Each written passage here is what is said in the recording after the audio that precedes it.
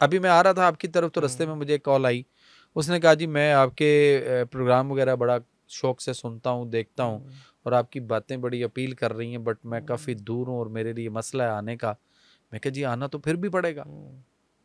कहते हैं जी शुगर की वजह से पिछले को 20-25 साल से मैं इंसुलिन लगा रहा हूँ और उसकी वजह से मेरी आंखों में अंधापन आ गया हुआ है। अच्छा। अब मैं या तो बहुत रोशनी हो तो फिर मुझे कुछ थोड़ा धुंधला नजर आता है, या मैं धूप में हूं तो कुछ मुझे धुंधला, कुछ थोड़ा कुछ चेहरे कुछ चीजें नजर आती हैं। और अगर रोशनी रात को कम हो तो फिर मुझे कुछ नजर नहीं आता, और दिन को अगर धूप शूप तेज ना ज्यादा, हो, हाँ। साया हो जाए, झाड़ हो जाए या कोई शाम होने वाली हो तो फिर मुझे कुछ नजर नहीं आता। अच्छा।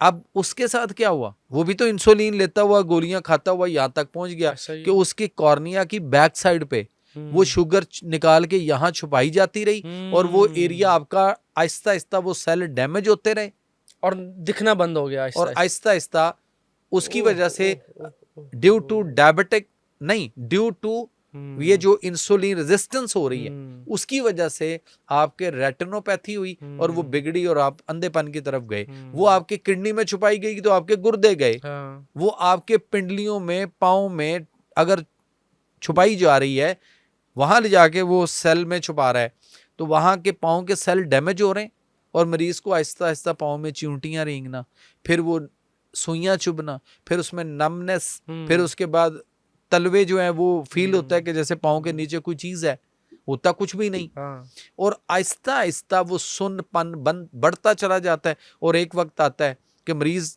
पिंडलियों में दर्द, खिंचाव और पाँव में इन चीजों की, जिसको कहते हैं ड्यू टू डायबिटिक नहीं, इसको कहना चाहिए ड्यू टू इंसुलिन रेजिस्टेंस हाँ। Is a foot neuropathy.